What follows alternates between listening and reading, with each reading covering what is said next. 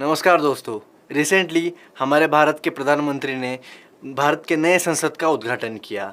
उस भारत के नए संसद में क्या-क्या चीज़ें हैं, भारत की संसद में कैसी चीज़ें होती हैं, उसके बारे में तो आपने सुना ही होगा। लेकिन क्या भारत की संसद कैसे काम करती है, भारत की संसद के पास कौन से अधिकार होते हैं, क्या उसके बारे में कभी जानने की कोशिश करी है? आज इस वीडियो में हम लोग भारत की संसद के कुछ मुख्य अधिकारों के बारे में जानने की कोशिश करेंगे। सबसे पहले ये जानते हैं कि भारत के संसद का उल्लेख भारत के संविधान में कहाँ पे किया गया है। भारत के संविधान के आर्टिकल 79 जो कि अनुच्छेद 79 है, उसके अनुसार भारत में एक संसद होनी चाहिए जो 3 चीज़ों से बनती है। एक होता है राष्ट्रपति, एक होता है राज्यसभा और एक होता है लोकसभा। लेकिन आज हम इस वीडियो में स्ट्रिक्ट रहेंगे कि संसद के मुख्य अधिकारों के बारे में। तो चलिए उसके बारे में बात करते हैं। सबसे पहले जो अधिकार है जो भारत के संसद के पास है वो है लॉ मेकिंग बॉडी का।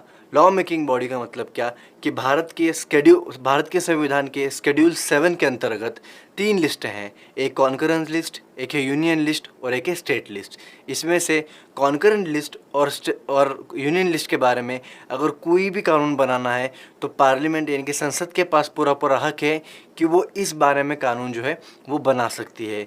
इसके बाद में जो दूसरा सबसे महत्वपूर्ण अधिकार है जो भारत के संविधान के पास है वो है कि कॉन्स्टिट्यूशन अमेंडमेंट का। कॉन्स्टिट्यूशन अमेंडमेंट का मतलब क्या कि भारत के संसद के पास अधिकार है कि भारत के संविधान का वो संशोधन कर सकती है। भारत के संविधान में अगर कुछ चेंजेस लाने हैं, कुछ इम्प्लीमेंट्स करने हैं तो वो संसद के पास अधिकार है कि वो उसको चेंज कर सकते हैं। लेकिन उसमें भी एक कंडीशन है कि भारत का जो मूल ढांचा है, भारत के संविधान का मूल ढांचा जो बेसिक स्ट्रक्चर है उसको हटाना, उसको भी कुछ भी टच नहीं करना पड़ेगा।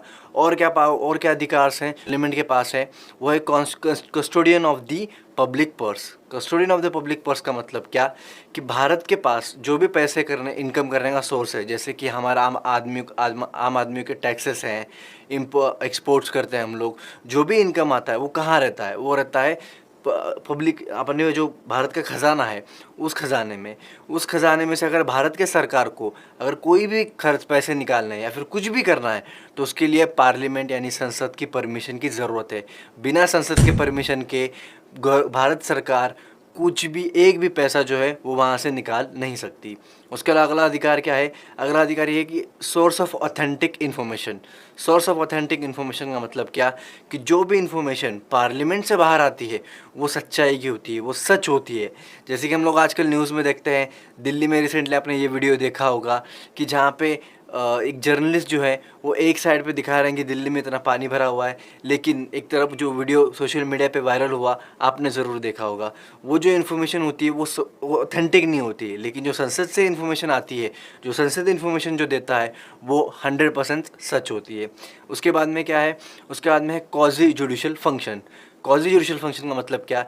ये एक फंक्शन है जो कि संसद के पास महत्वपूर्ण है।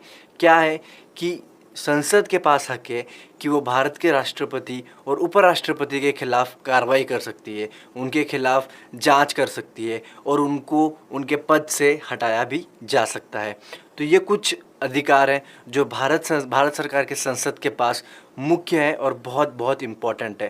अगर हम उसको फिर से एक बार रिवाइज़ करें तो बेसिकली ऐसा बनता है कि एक लॉ मेकिंग बॉडी है जिसमें भारत सरकार को लॉ बनाने का पूरा अधिकार है। उसके बाद में custodian of the public purse है, जो भी भारत सरकार का पैसा है वो सारा का सारा संसद के पास होता है। संसद के पास हक है कि वो भारत सरकार को अधिकार दे कि उसमें से पैसे ले सकते हो कि नहीं ले सकते हो।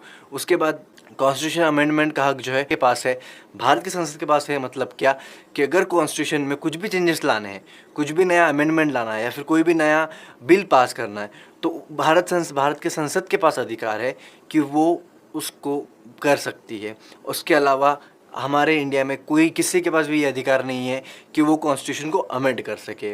उसके बाद में क्या है? Constitution of the public purse, जैसे मैंने आपको बताया, उसका सोर्स ऑफ ऑथेंटिक इन्फॉर्मेशन है कि वहाँ से जो इन्फॉर्मेशन आती है वो सच होती है और वो एक डेटा बेस होता है, वो एक इम्पॉर्टेंट होता है। उसमें कोई भी झूठी या फिर कोई भी नेगेटिव चीज़ जो है वो झूठी नहीं हो सकती, वो सारी चीज़ें सच्चाई होती है। उसके बाद में क्वाज़ी जुडिशल फंक्शन, ये बहुत इंपॉर्टेंट फंक्शन है। क्यों? क्योंकि संसद के पास ये स्पेशल अधिकार है कि वो भारत सरकार के राष्ट्रपति और उपराष्ट्रपति के खिलाफ कार्रवाई कर सकती है, उनको इम्पीच कर सकती है, उनको उनके पद से हटा सकती है।